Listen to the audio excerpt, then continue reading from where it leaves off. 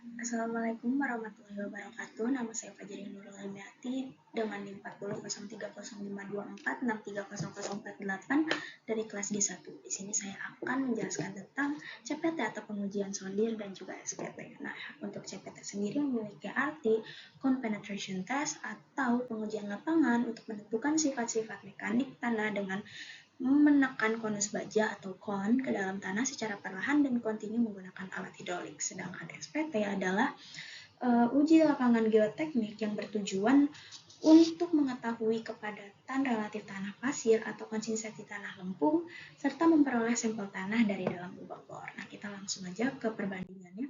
Nah, di sini ada peralatan utama yang dipakai dari CPT dan juga SPT. Nah, untuk CPT sendiri seperti namanya kon, maka peralatan utamanya itu adalah konus atau kon dengan gambar seperti ini. Lalu untuk SPT split spoon atau tabung yang terbelah dua yaitu seperti ini.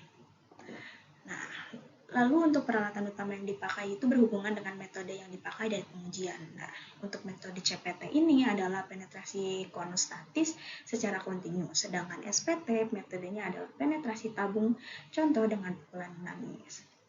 Lalu ada data yang diperoleh dari CPT dan juga SPT sendiri. Nah, untuk CPT ini data yang diperolehnya ada QC atau tahanan ujung konus, lalu ada FS yaitu tahanan geser selimut atau gesekan lekat, lalu ada RF.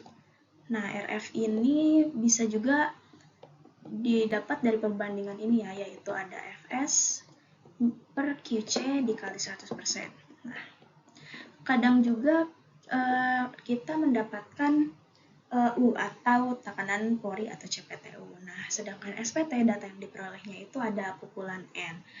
Nah, selain pukulan N ini, di data yang diperoleh dari SPT itu ada sampel tanah untuk uji laboratorium pastinya, lalu yang ketiga ada kedalaman muka air tanah apabila ada air di dalam tanahnya, lalu yang keempat ada deskripsi lapisan tanah, seperti itu.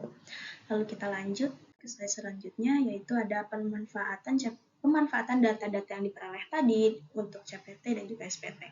Nah, pemanfaatan untuk CPT sendiri dari jenis dan stratifikasi tanahnya itu adalah berdasarkan perubahan nilai QC, FS, dan juga RF. Maka dapat diketahui itu jenis tanahnya itu adalah tanah kasar kah, tanah keras kah, atau tanah lunak atau pasir atau lempung. Yang kedua ada kekuatan geser tanah.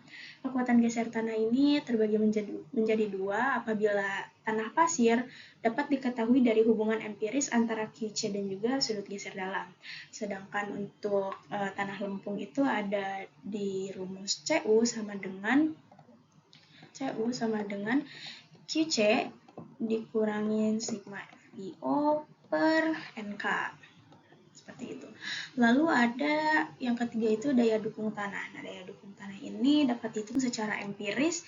Misalnya itu adalah Q load sama dengan QC per K. Nah, untuk K-nya itu tergantung jenis tanahnya. Lalu yang keempat ada penurunan atau settlement.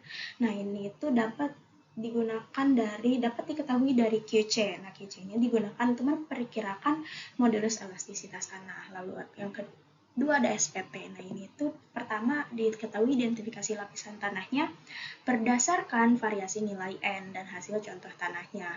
Lalu yang kedua didapat juga klasifikasi tanah. Nah, nilai N ini juga digunakan untuk menentukan jenis tanah. Lalu yang ketiga ada daya dukung tanah berdasarkan dari korelasi empiris ya, misalnya itu Q sama dengan K dikali N.